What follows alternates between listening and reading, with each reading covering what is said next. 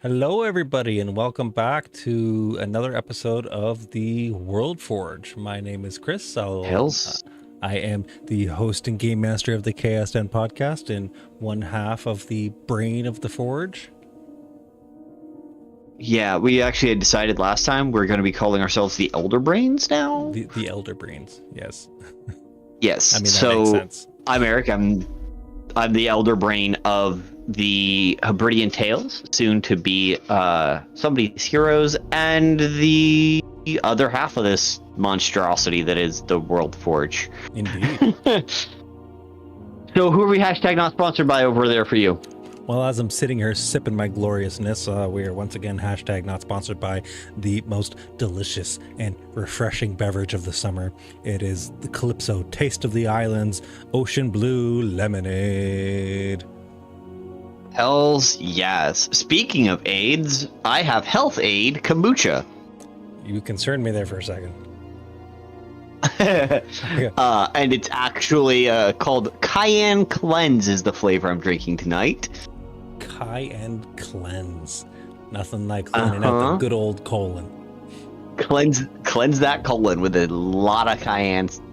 Or that'd be the liver. Spicy buttholes are what I got. Spicy buttholes. No, no spicy buttholes.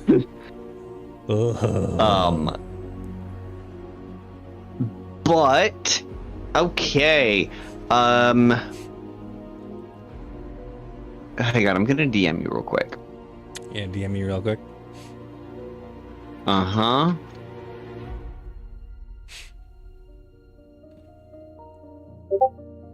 There we go. However, where did we last left off? Where did we last leave off? Well, I believe the last time we left off, we were discussing the Shadow Realm and the eggs, and I think that was it. I'm seeing us as offline. No, we're streaming. It says we're streaming. Yeah, it says we're live, but I'm trying to watch the live and it's not. Yeah, no, it's working. It's good on my end. Interesting. I see you. I'm on Twitch and I'm seeing black. Oh, I'm on Twitch and I see us. Let me refresh. Try that. Excuse me. There we go. I just was dumb. Dum da dum dum dum. That's okay. Yeah, okay. shit happens. And then we deal with it. Happens. Exactly. Fucking technology, man. I know. Well, it only took me like 15 minutes to get my camera to work before we went live. I mean, tech, man. It's just fucking nuts. I have too much of it in this room. Anyways. But also, not enough. Never enough. But yeah, we were discussing the moons. We were discussing the Shadow Realm. We were discussing mainly the moon Neoma, and we were also talking about the Cult of the Skull and the Festival of the Skull. And I believe if I scroll up higher, we had some other chats that we were doing. We talked about the Celestial Moon Dragon items. We discussed, I believe, items that you would need to collect to... Oh, we were talking about the Lich Dragon in the Shadow Realm, on how he exists and his kind of ordeal and what he was. We were in the middle of that conversation. We were. Now, I know that there are some people who have... I don't want to say PTSD, but they have trauma from some events that we were kind of discussing, and one of them being the idea we were discussing it off camera, and it was the concept of pretty much an undead dragon moon and that kind of ordeal. And we did talk about hashing that out in a different mannerism, if that's still something that you want to do, or if you want to leave it as canon as how we have kind of written it out as is, and people can kind of play with it however. But I think the way, because it was based on the moon itself is an unknown celestial dragon of some kind. Well, it wasn't of some kind, because we had based all of the moons off of elements. So we had water, fire, earth, and wind. We had Fae and Shadow. So we had the actual Shadow Dragon. It was a Shadow Dragon. Well, no, kind of. Okay. Because we had it based that the moons, when they were created, when they were birthed, let's say, from the two celestials banging it out in the sun, that when they were made, they had a dragon of similar elements that was created as well. So when we had the fire moon was made, we had a origin dragon of fire that was created, that was tied to the main fire gate plane. Yes. So with the shadow moon with Neoma, we pretty much had it that there was the shadow dragon, like the origin dragon of shadow was created as well. Yes. But he kind of stayed off in the background and hid and wasn't very visible. He's living in the shadows. Literally living in the shadows. And then the actual lich dragon that lives within the shadow plane on the shadow egg of Neoma was the essence of the dragon that was supposed to be hatched. Now, like I said, there's some triggers that are going on with that, and I understand that. Yeah. So I did have an idea that we could play with that would kind of change that out just a little bit, so that that's not so much of a bad juju area. Yeah. No, you're good. I like our original idea that we had a while back, where the Lich Dragon, who's imprisoned himself, was the first child of the Shadow Dragon, who was also the first dragon killed. Okay, so by I see another where you're going dragon. with this. So your idea is that this dragon is actually the first origin dragon of Shadow. No, he's the child of it. So the first, okay, so he's the first dragon born of the origin Shadow Dragon. Correct. And then he was slain and then refused by death, another dragon. Went Lich, took over Neoma. Yes. Okay. And it still works with him refusing death and therefore having to hide away. It still fits that whole storyline. And if you look at our Shadow Realm notes here, you will actually see that it was created by the first dragon that was killed by another dragon. We do have that written down. Yes, we do. So that is the dragon that's tucked away in the Shadow Realm, who is hiding away to refuse death. That makes sense. That jives. So I like that, and I think that's where it should stay. I agree with that. That's a good place for it. That kind of, covers all of our grounds with what we wanted this to be. Do you still like the idea of the Festival of the Skulls, where essentially the minions of this Lich Dragon is sending down corpses and undead entities to spread the word of the Great Lich? Yes. I do like that cult still, because it's a really fun cult that's got a lot going on for it. It does, because the cult members on Unity wouldn't entirely know that it's Lich. Exactly. They just think that it's a deity that's sending down, necrotic minions to do its bidding. Yep. Most other people would sit there and look at it and be like, bitch, that's fucked up. Mm-hmm.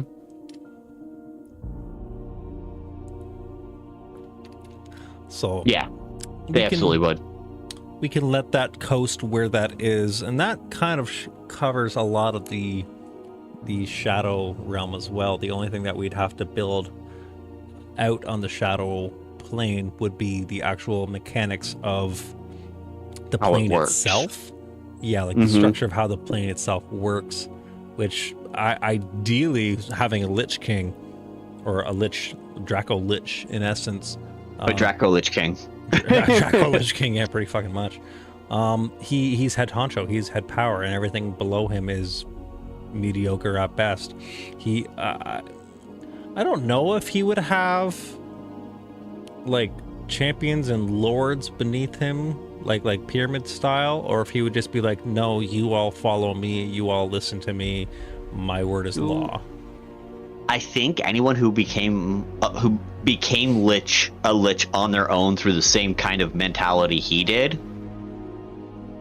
would go here, would be there with him.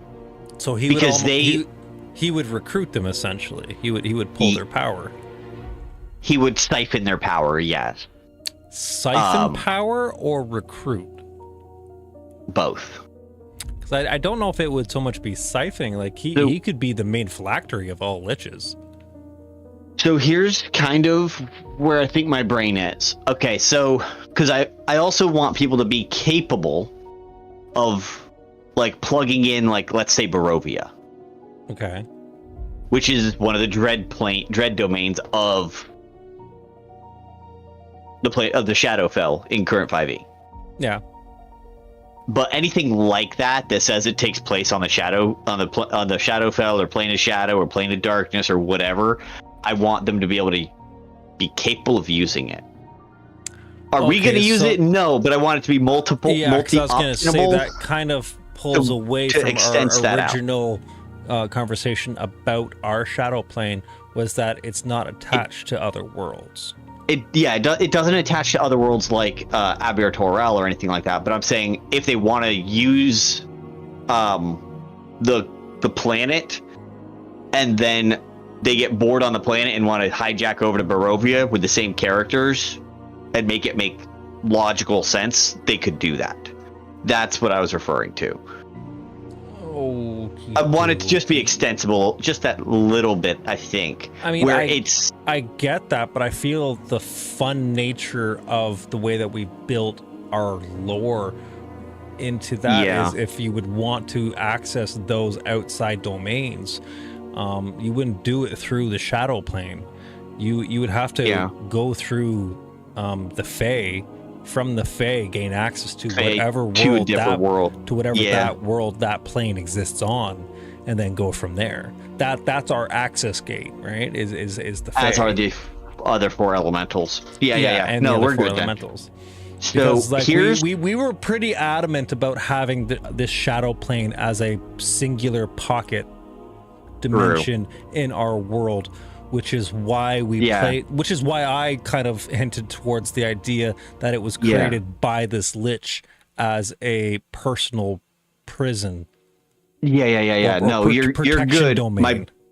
My brain's in 4 different realities right now. I apologize. It's all good. Thank you for regrounding me for a second. But here's, to that end, the reason I said the word siphon, though, is for a lich who is a sentient necromancer of a high enough power, essentially, that they killed themselves enough times that they no longer are able to, that they're able to refuse death on the same level this Draco Lich was. Okay. Draco liches, anything with lich in the name, I would argue this point, they would have to essentially give the Draco Lich King, I would say, a piece of their soul, or a phylactery. I like the idea of the phylactery, because in that sense, the Draco Lich would essentially not be siphoning your power, but that would be his hoard. His hoard is collecting undead, and what is more undead than a lich's phylactery? Correct. The other part of, because I can just see him having like a library of alphabetized alphabetized liches. It'd be a catacomb. It'd be a catacomb of phylacteries. Mm-hmm. Right. But to that end, I think that he would also, if he needed to use their power, it would be written in the... he would definitely have access. That's what I meant by siphon. Yeah. He would be able to, if he needs that guy's soul, drink, done.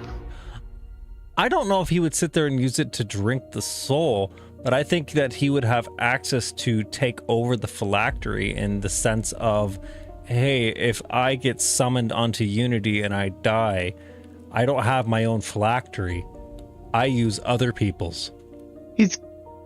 even better, they give him a piece of their soul. He puts a piece of his in it. So it's both of their mutual phylacteries. So that would make essentially these liches would be... So, okay, here's a fun play. Instead of having it that their phylacteries exist in the shadow plane, because that doesn't quite make too much sense. It's just one. Yeah, well here's the fun part. Is he allows sanctum of a portion of your phylactery. So think of it like the Harry Potter, like the what are they called? Horcruxes? Yes. So essentially they break up a piece of their phylactery, they keep theirs and hide it wherever they so choose to hide it on the Unity. The other portion of it goes to him. In essence, he now controls them, they do his bidding, but if their phylactery is destroyed, they can go back to him to have it rebuilt because he has a portion of it. So they essentially become his slaves, his minions, his worker bees. Yeah. They have to do what he says. If they don't, he can shatter their phylactery, and then they will essentially die. That's one less phylactery that they have. Correct. I think that's a fun play, because then he can just sit there and be like, "Hey, you, George, I want you to go into main capital of Unity and fuck shit up." George goes, "Yeah, no, I don't want to." He goes, "Oh, okay, well, your phylactery in Shadow Plane is gone. I will drop this. And now I'm going to have my minions that are on the Unity plane go and hunt down your phylactery and kill you. Because you have now gone against your word with me, and you have broken a pact with a Draco Lich King."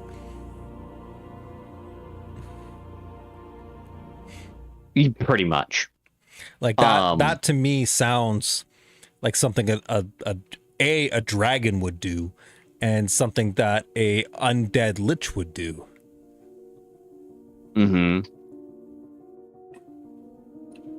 Because the biggest thing a lich fears is losing its phylactery, losing its eternal life. So on the other side of things, the reason why would the lich make that deal beyond all of that, right? Protection. The one thing yes, but the other part that would benefit them beyond the protection, because base protection is nice, but it may not entice every lich. They would probably gain power from having the Draco Lich's essence within their phylactery. Yes, but also the other thing I was thinking is if they have other phylacteries, right? One's more convenient for them to respawn into. Yeah. Which they would probably do easily. I would almost argue that if they burned through all 5 other phylacteries or other phylacteries they had, part of the deal with him is you have to have at least 2 phylacteries. He will hang on to one, you have the other. Okay. And then if you burn through your other phylacteries and you use up this one here, you are a Draco Lich in my court. You are stuck here forever. Okay, so essentially if you get to the point you where you become a Draco Lich. I don't know if they become a Draco Lich, because the only way to become a Draco Lich is if you're a dragon yourself. However, he's fusing draconic essence into their last phylactery. Yes, but that in themselves would not innately make them dragon. Now, I would definitely argue the point that they would gain dragon-like entities and maybe even become a half dragon. That's where when I just clicked, that's exactly where I was. We can do it a half dragon. Like definitely half dragon, because now your soul is half dragon. And yeah. At that point in time, if you do merge soul to soul with him, you're no longer even like your own person. You are a slave. Literal. You are literally part of him. You do not have any, you have nothing. And those are his avatars. Because he's God. Yeah. He is a god. Those become his avatars. I like that. Because they can leave the plane. They would be able to leave the plane. They are the ones who deal with the cult of the skull. Yeah, they would be the ones that would go down and do the biggest interactions. And I think he would even be able to have the ability to overtake these avatars to be down there, like be himself, the avatar, his own consciousness. Because they would be part of him. They're basically the clone. He's basically using the clone spell. Bastardized version, but it's almost like a combination of the clone spell with consume. Because he consumes the other soul, merges it with his own, takes it over, and it's like extreme possession. But they voluntarily signed the contract. They would, thinking that because most liches are this way, pig-headed, pragmatic, and opinionated, and think that they can never be killed. I mean, it is hard, but not Very impossible. Hard. And it would obviously happen because they have to be basically perma-killed. Yeah, because you'd have to kill their phylactery. You'd have to kill their other phylacteries. Mind you, you could just go around, break all the phylacteries, and then hunt him down and kill him afterwards. Yep. Like, that's a smart way of taking down a lich. But it doesn't work if they've signed a deal with Draco Lich King. Draco Lich King. Yeah, no, I'm down for that. So that jives with my soul, my friend. I like that thought. I really do. So I'm gonna go ahead. Did you want to go ahead and type that in, since it was largely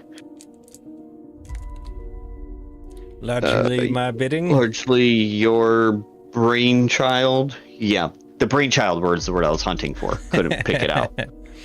All right, so you'll have to talk me through it again as we were discussing it. So, of course. Let's see here. We were saying that essentially do we want to give this Draco Lich a name for longevity's sake? Let's see if I can go this way. Dead, evil, dragon, deity name. Undead pops up.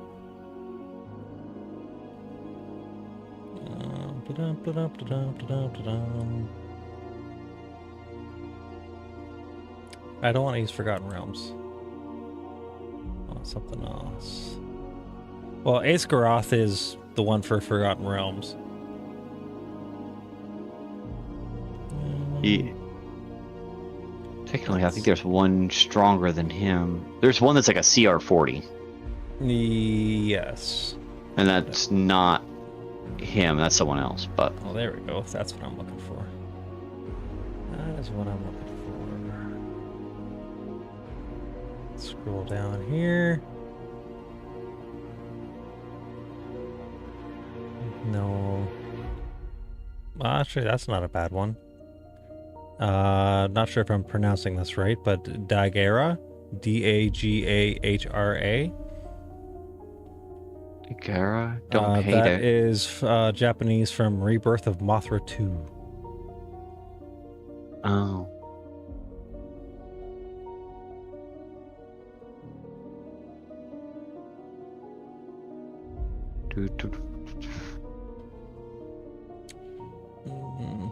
Smog. Obviously can't use that one. Technically, no. I'm over on fantasy name generators. Yeah, that's kind of what I'm in as well. But it's giving me ones that are already like pre-used. Yeah. So I found Povnadu. Ooh, what about Askuk? The Native American name for snake. Let's do it.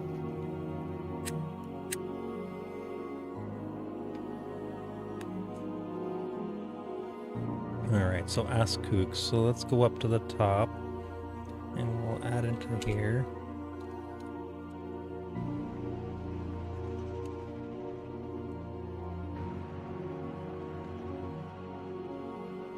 Alright, so now that we have a name for him, we can say that Askuk makes packs. Would it be a pack or would it be a contract? It would be a pact. Pact? I think we should use pact, not contract here, because contract is more of like devils and abyssal kind of thing. Correct.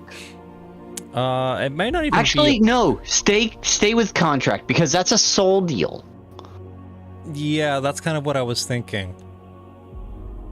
Yeah, stay with contract because you are bargaining part of your soul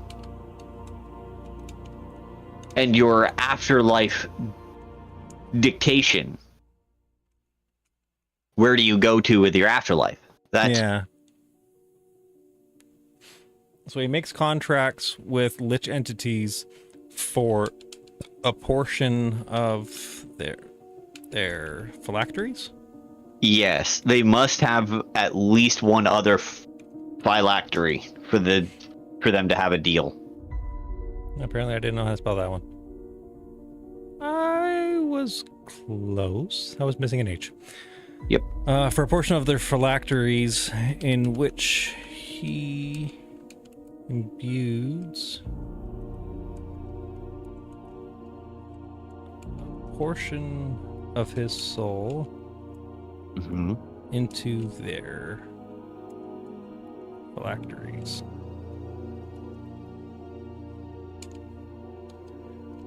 If the lich's phylacteries on Unity are all erased, I would just go with destroyed. Yeah.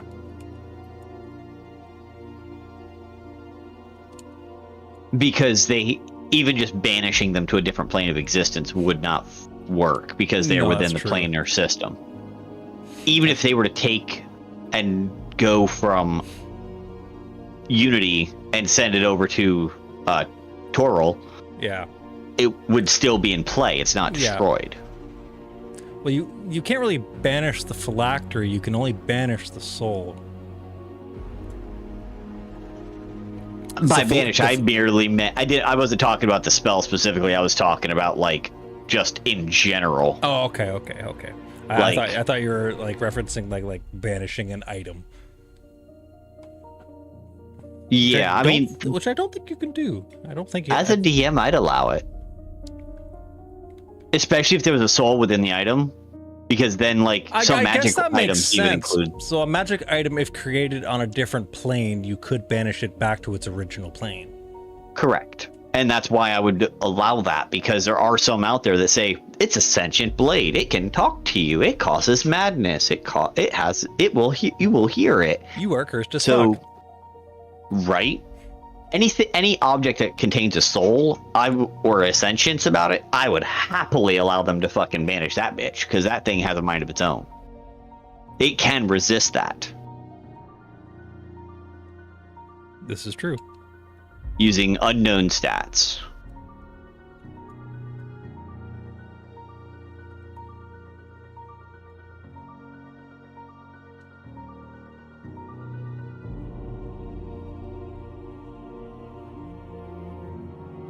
All right.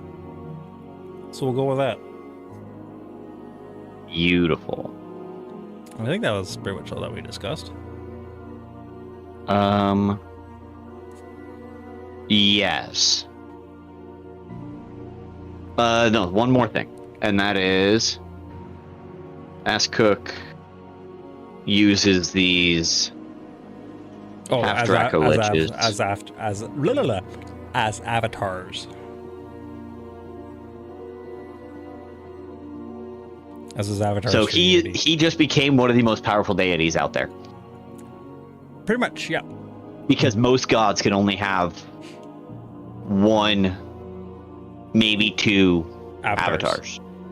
But this guy has 70 of them. He has an unlimited amount, realistically, depending on how many liches he has under his command and how many liches he has had. Because, like, if he wants to make an avatar, all he has to do is send his minions down to go and murder the lich and take over the next lich that hasn't died yet. Right? And he's like, oh, you're down to one phylactery? All right, minions, go and get him. He is your new target. Here we go. Just send the cult of the skull down. Yeah, realistically, that could be why he's sending the cult of the skull down in the first place, is to go and make himself a new avatar. Oh Jesus, that's exactly why he has an avatar per continental body. He's the most powerful deity. His dragon hoarding is avatars. His dragon horde is that's what his horde is avatars. Correct. He has more avatars than any other fucking god. But the only thing about him that makes him a little bit weaker than the other gods is he doesn't have the capacity or capability of actually walking unity the way that the other gods do. Correct. So the other gods have direct influence on the material area, like unity or the planes or whatnot. He doesn't have direct contact or the manner of manifestation, whereas another god can sit there and bestow powers. He can't do that because he's stuck. He can only give a lichdom to liches. Yeah, so he essentially he's the one who creates liches. That's his power. His power is to grant. You have lichdom. to have learned to split your soul. That gives you 2 phylacteries. Yeah. And there you go. If you know how to split your soul, that's all I need. Because I would figure out that high level necromantic magic. I would even go so far as saying that he's the one who created that spell. Like he created the lich spell. Magic jar. Yeah. So that in order to learn that spell, you have to be within the Cult of the Skulls to begin with to even know that exists or to find that. There's other ways. Well, there would be other ways, but that would be the main way to find that dark magic. Because taking high level magic over to the tower, you could find it that way too. Yeah, if you go into the library, because it would be stored within the library itself, right? Or if any other necromancer or lich ever found it out, wrote it down, and kept it over in the material plane. There's a dozen hypothetical ways you can find it. Yeah. That's the easiest, is join a cult. Join a cult, live forever. Would you like to live forever? Come and join the Cult of the Skulls. We'll give you free lemonade and possibly orange juice, and at the same time, lichdom. Orange juice is only on Wednesdays. Lemonade is every other day. Oh, okay. We run out of lemons by the end of by Tuesday night. I'm sorry. The shipment doesn't come until Thursday. We don't ever order enough, and don't blame us. We just get more followers. That's all that is. It comes from the Fed. That's a sign of growth. That's a sign of growth and prosperity. When you run out of lemons every week because you don't have enough lemons for lemonade because you're making too much lemonade. Too much lemonade. I would be so sad because I love lemonade. I would hoard I would become a draconic hoarder of lemonade for that Wednesday. Like if I found out that Calypsos weren't being made anymore, bitches, I'd be collecting those things like crazy. Right. Okay, so that makes the Askuk, and that's pretty solid on him. I'm not sure if there was really too much more that we wanted to do with that. I guess we could build out the domain a little bit, or we can kind of scoot over to something else. And so within the Shadow Realm itself, I see it being, and you can call me crazy or not, it don't matter. I probably will. I mean, that's fine, that's fair. It's part of it. I see there being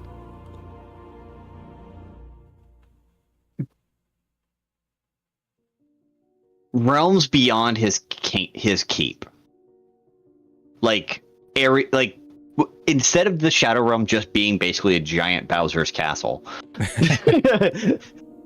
That's what it is right now. Is Bowser's castle. That is what it is. It's just one big castle. I think there would be things. There would be things that live in the shadow plane. Like he would be manifesting more than just liches. Like he would draw to him undead creatures. Like anything that is undead, he would be pulling to him to bring to this area. Okay, then let's do this. Because he is the king of Draco Liches. In all Draco Liches are actually, there are other dragons that under typical terms, decided to refuse death. The king is just the first one. He is the first one, yes.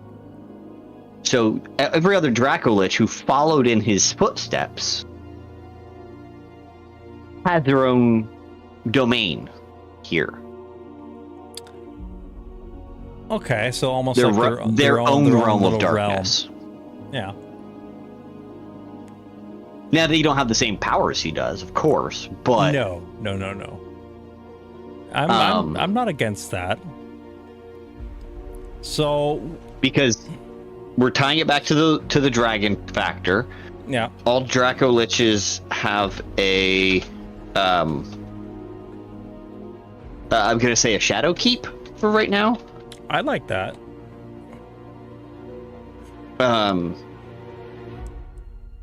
It's their base with their follower stuff. That's the best I got right now. Follower stuff. I can't like. It is their horde, so they brought their horde with them. Yeah. They still have the same rules as Askuk. Because they are a Dracolich, they cannot walk. No Dracoliches can walk the Unity plane. No, I would say no, unless they are summoned.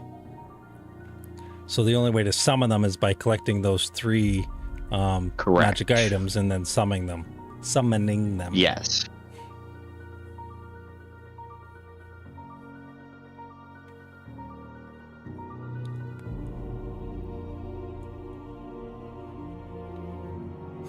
So the Cult of the Skull has to be very careful on how their summoning practice. Yes. One wrong syllable could summon the wrong Dracolich.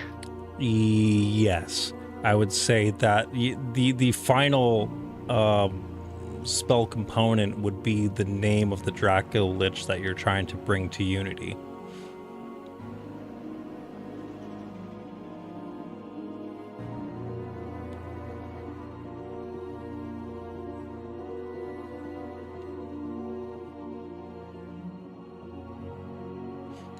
Well, and even if you try to do it without the name, and you think it's Askuk, but you say Ascot instead, like those little tie things, you get the wrong one. Yeah, you would definitely get the wrong one. Like wrong name, wrong Dracolich. Period. You done fucked up. Bad, because this Dracolich is not Yo Daddy. He's somebody else's daddy. Happy to be out of Shadow Plane. Do not get him wrong. But he don't know you shit. He will eat you. He will probably eat you, yes. And then you've got a CR30 fight on your hands. Have fun. Yep. So roughly CR30. Roughly. Let's say 35 just to be humorous. Yeah, it depends. Could be 25 if they're only adult. That's true. That's very true. Because these other ones, they are the age they were when they died. Yeah, they would be. Which is basically no less than adult. Okay. Because you have to gain a certain level of knowledge to realize there's a life beyond. Well, yeah, you would. Okay. So I like that. I like where that's going. Mm-hmm.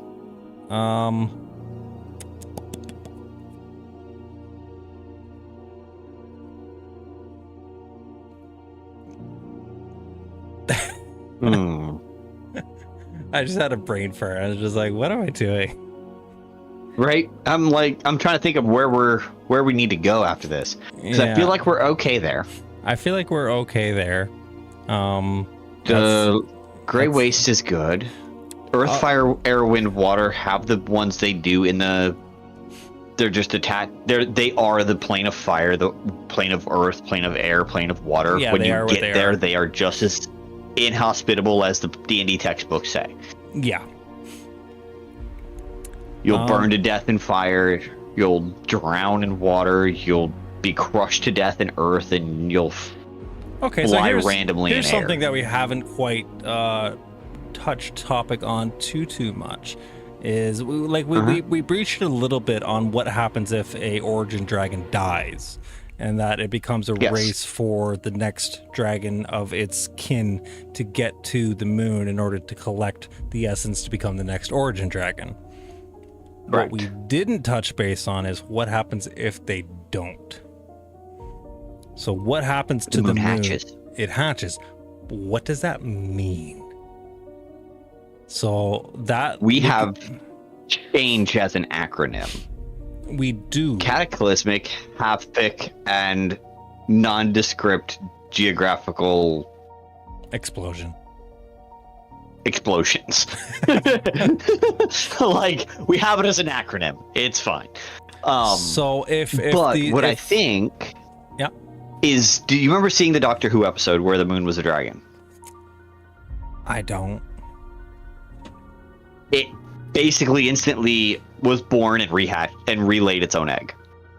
I'm not saying that would happen in this case. Yeah, I definitely would not say that that happens in this case. I would go more in that, you know, obviously if a moon hatches, that will royally fuck up the entire planet because now you have one less moon, one less sense of gravity being pulled upon the planet. Would Waves, your wave forces totally alter. Even your magic essence would be now out of complete whack.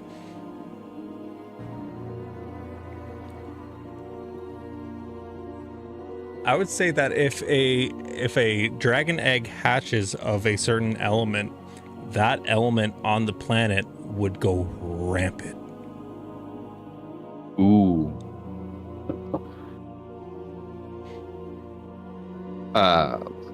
So wild pockets. Oh yeah, you'd have like extreme wild magic surges of that element.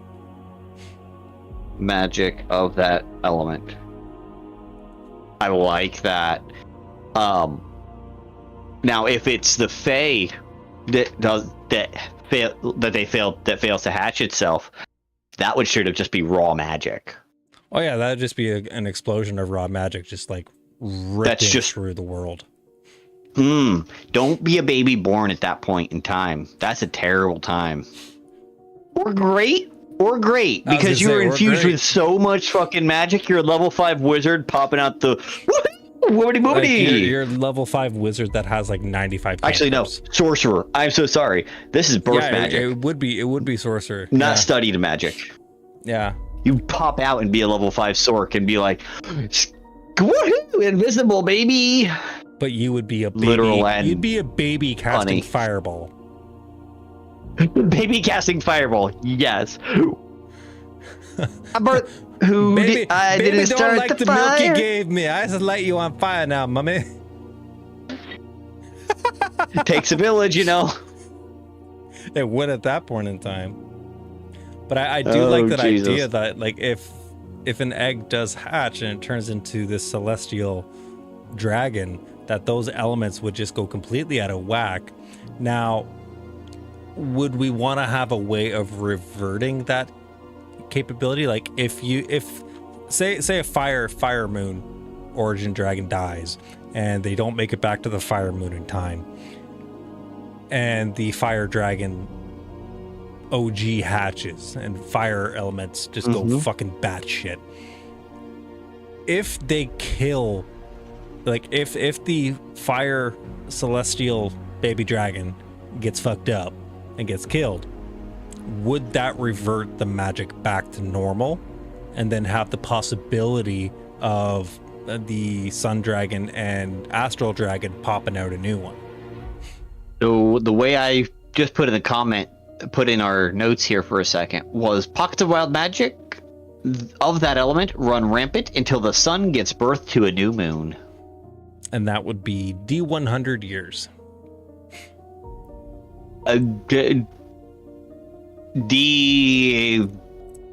Fuck you. Could be 100 centuries. Like, I like the idea of it being a D100 years, just so that it's not a perma effect. but it would cause enough. But it's enough to cause a ton of chaos. Because if you have fire magic just going fucking nuts for, say, even 10 years. I was going to say D100 decades. I feel like decades would be way too long. I feel like it would be like the dragons would know that their baby has hatched, and then they would start the creation process once it's hatched. Once it's killed, so I'll leave it at years, because it's probably not going to be, the odds of it happening are 1 in 100. There's only 1% chance of 1 year. Yeah. And then everybody would know almost immediately that this fire dragon has been born. So it would be a race to see who could kill it first, or like you would almost have all of Unity come together as a unified weapon to take this thing out, to stop the planet. All the dragons, all the fire dragons would basically already be there vying to see who could collect the essence, already arguing and squabbling. Daddy Solar Dragon essentially gets born, and they all turn head, start attacking it, it attacks them and wipes them out. It would start a dragon war. It would start a fire dragon war, yeah. I think it would start more than just fire dragon war. It would start a dragon war, period. Because it would start off as a dragon war. It would start off as a fire dragon war, but I think it would turn into more than just that, because now you have other dragons vying for that power. Because if you do now kill the fire dragon, you would probably absorb some of that celestial power within yourself, becoming the new origin dragon. So if you're like a bottom tier wind dragon, and you're like bottom of the barrel, and you see a chance to bring yourself up or even mix elements. It's like when XP share is not on. If you're the last Pokemon in Pokemon, you get that 10,000 experience even if you're level 1. Sorry, bro. Right. Pretty much.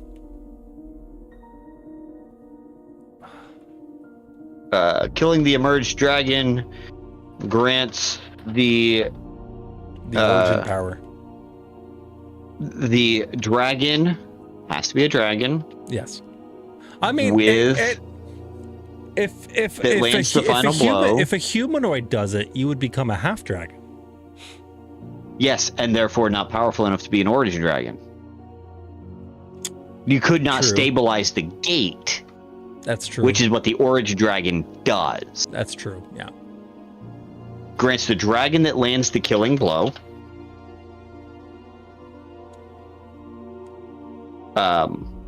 Origin dragon essence. Causing them to inherit the elemental power. The title and power therein, stabilizing the gates. The gate only. Yes. Wild magic was still in effect. Yeah, because wild magic will be in effect until the new egg is created to balance out the powers. Correct. However, the origin dragon dying is what caused this in the first place, and is causing it collapsed the gate. Yeah. The main gate collapsed. Yeah, because that'd be a one-sided gate collapse. Like, it would close from Unity side. Correct. But by killing the celestial dragon, they gain draconic the essence of the origin dragon. Yeah. Stabilize the gates and end the dragon war. Essentially, yeah. Right. You are a new draconic hero. Yeah. But you are, oh my god, I hate this fucking. Don't let the dragons kill the dragon. Don't let anyone kill these origin dragons, bro. Yeah, just don't let them happen. Just don't. Correct. That's a terrible thing. That would make for such a great campaign.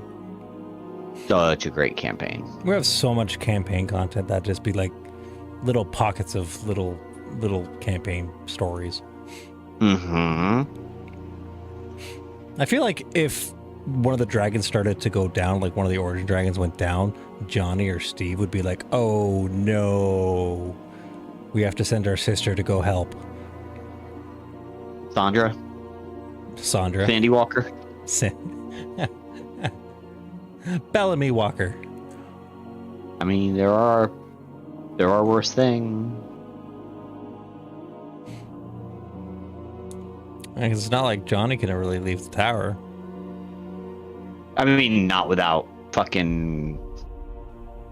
No, he can't, because he doesn't have any fucking magic. The only way he could is to fight the barkeep, but the barkeep's seen him around enough that he's like, no, you bet you're staying. Yeah, we know who you are. We know who you are. We know how you got here. This is your prison now. Mm-hmm. But he just roams freely. Yeah. Well, that makes that pretty... No, I expected that to take a little bit longer, but I'm kind of happy that it did. Yeah. Like, that was pretty succinct. Like, we've got this pretty much down plane-wise. I think so. I think our cosmos is essentially done. Yeah. I would definitely agree with that. I mean, there's more building that can always be done, of course. Always. But I think that's not a bad place to start the wind down on this episode. I think so. Chris, you had some news for us. I do have some sad news for everybody. I will be stepping away from the Forge. Just life and everything gets to be too much, and you just kind of have to focus on what's important. So I will be stepping away. Now, if there is anybody who feels comfortable and would like to take over my shoes in the Forge and continue the creation process of what we have now, please feel free to reach out to Eric and set that up.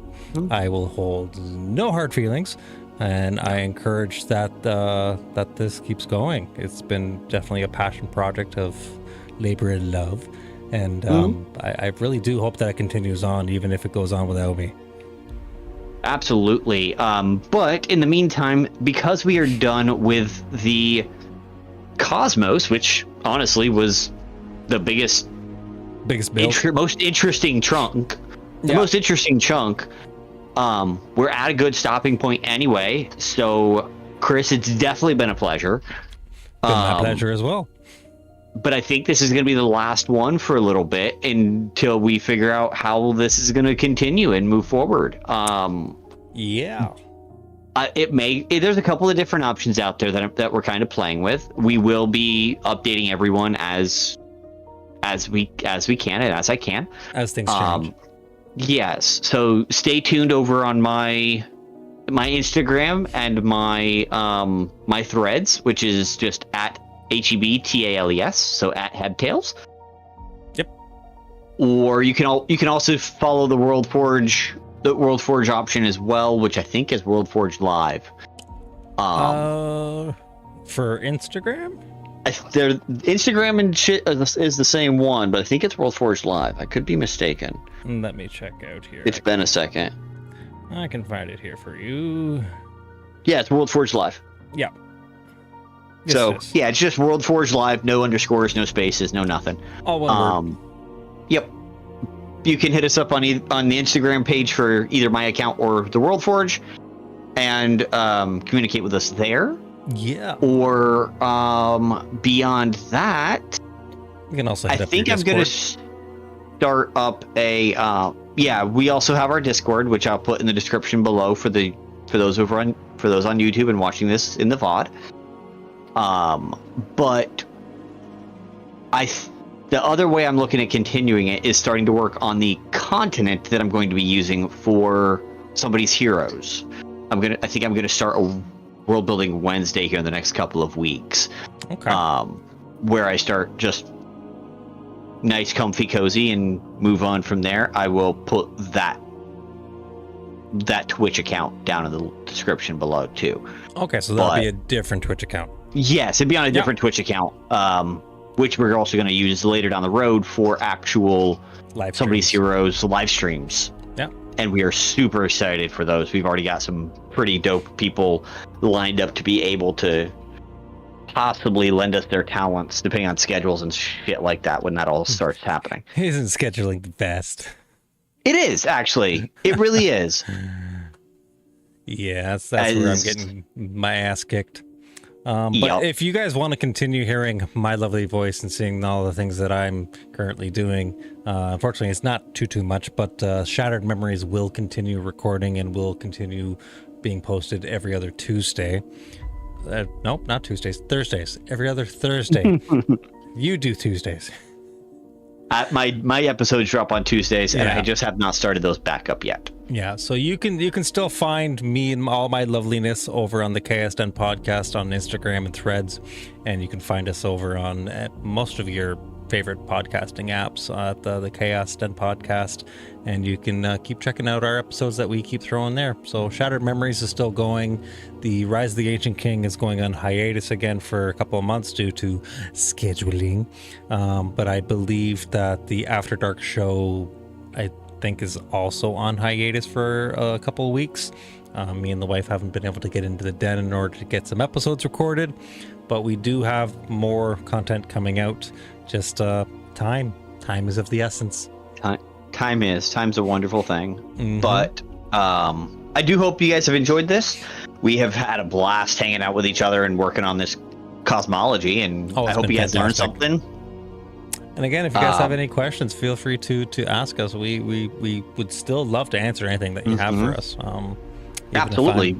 Even if I'm not here all the time to do the Twitch, I am still available for answering questions in Eric's Discord. I am over there as well, and I would be more than loving to answer anything that you got going on. Correct. And I am going to go ahead and move some stuff around real quick in that, but that's not a big deal. It's been a blast. Did we have any last tips to provide new world builders or anything like that? Don't do what we new just DMs.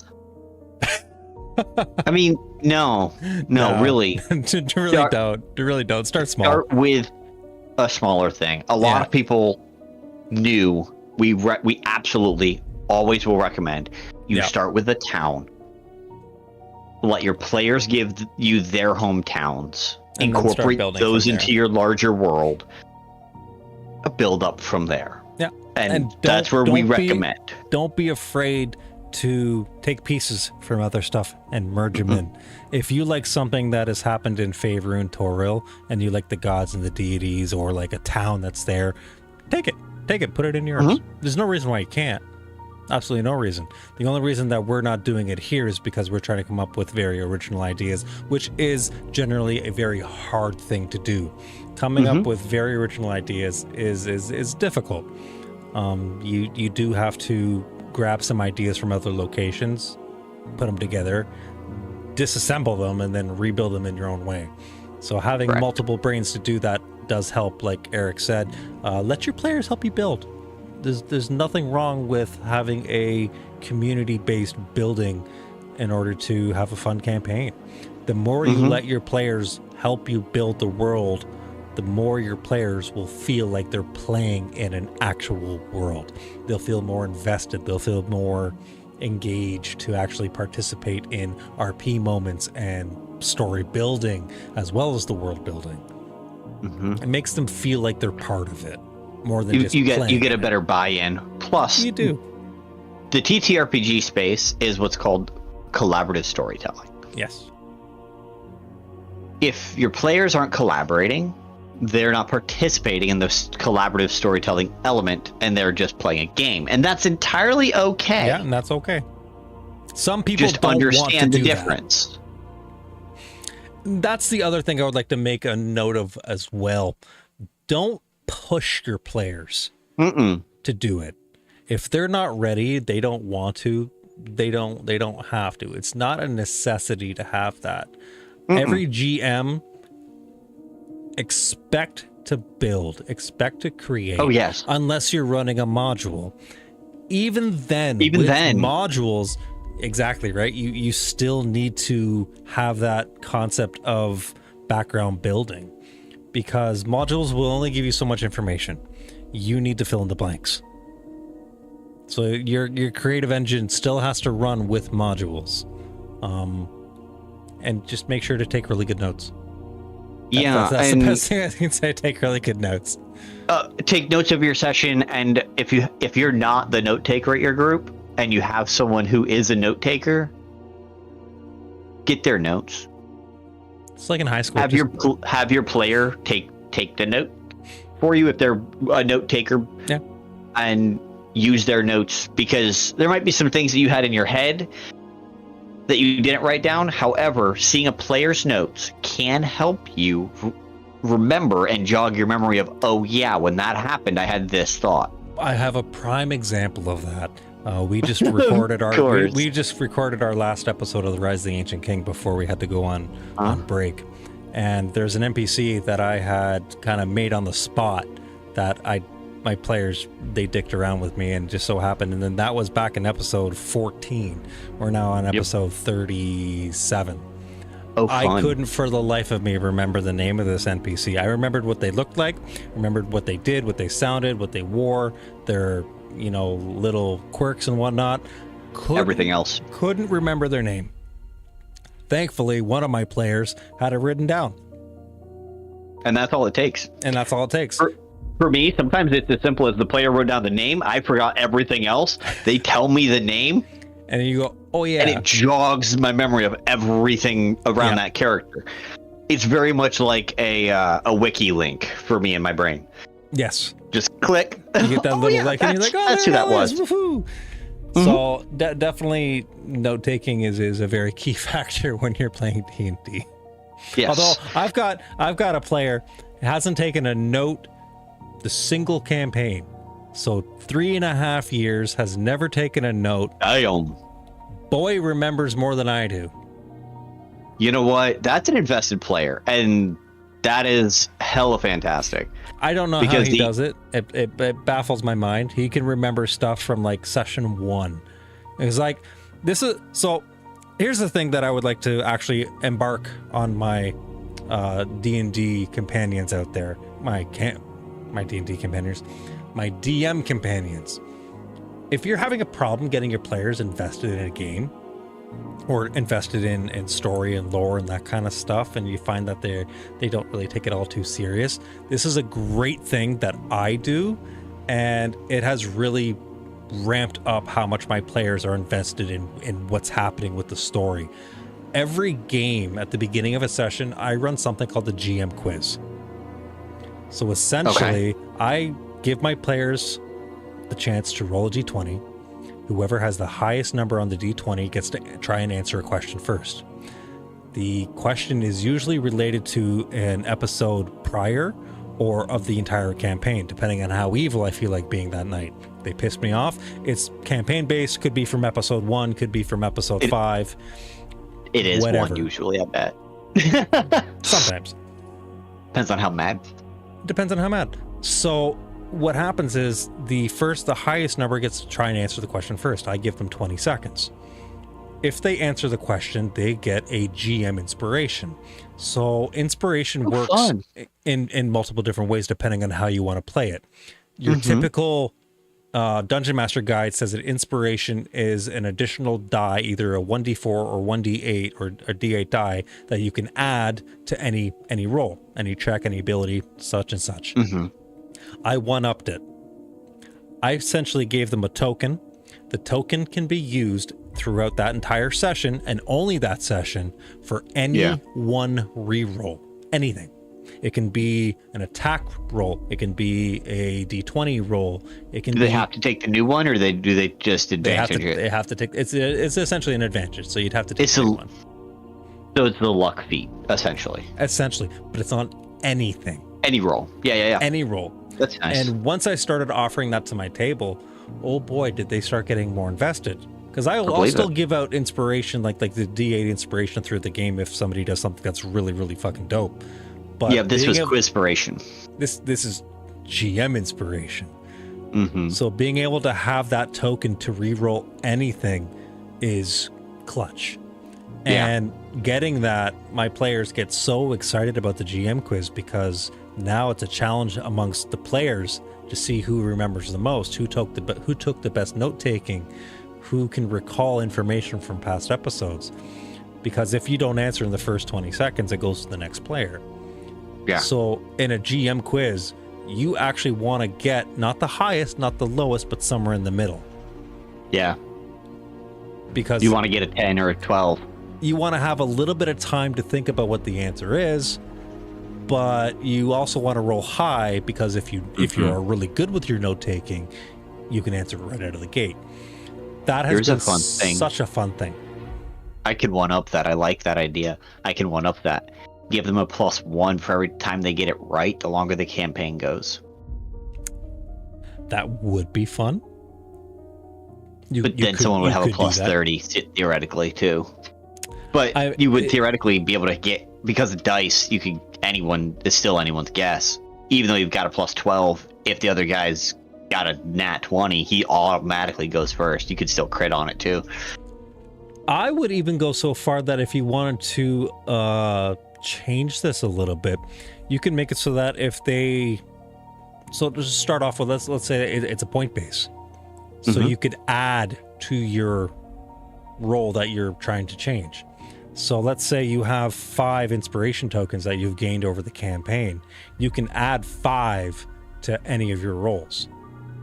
So the longer you collect tokens, the more pool you have to add to a roll. You use that, you take it away. And you could use chunks of it. So if you have 20, but you only want to add 5, you can take 5 from the 20 and have 15 left over, add 5 to a roll. That would be a fun way of doing it too. But it's just the idea of having something to inspire your players to get a little bit more invested, a reward. Yeah. And I don't hate it. It's gotten my players to be a little bit more in tune with the table. Yep. Yeah. I can see that. That's what I do. That's my little tidbit. And it is, I'll be honest, because because I put it at the beginning of every episode, a lot of times some of my players they won't know the answer. So they will just... They'll get one anyway. Oh, they'll so left field the answer. Why not? If you don't know, may as well answer taco trucks. Might as well make it funny, right? Like, especially if you're asking, like, what was the name of that person that you offended the other campaign? And Johnny Walker. Right. Always Johnny Walker. Is, if you want to have it in such a way that you're using it as a foreshadowing of what's going to happen in the episode, you could do it that way too. If your players start to catch on to these things, but find things that work for your table, and don't be afraid of trying new things. No. Always try something new, and see if it lands. Yeah, but if it doesn't, scratch it. Try something different. Yep. But I think we're done with the Cosmos, and I am super proud of us. We've done this for 4 months. 4 months. And we got 4 months. I think it was a total of like 14 or 15, about 14 episodes or so. I think we missed only 1 or 2. We missed one and had a tech issue for another.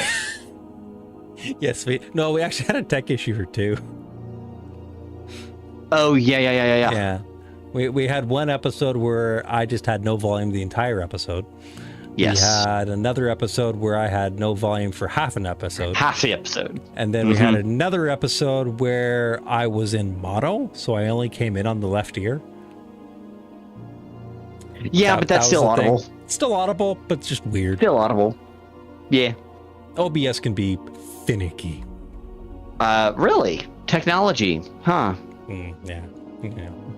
But I do hope you guys have enjoyed your time and that you learned something. We would love to know what, if anything, you guys gleaned from these different episodes. So leave them in the comments below. Let us know. And in the meantime, we will see you guys later. But for now, the forge is going to go cold.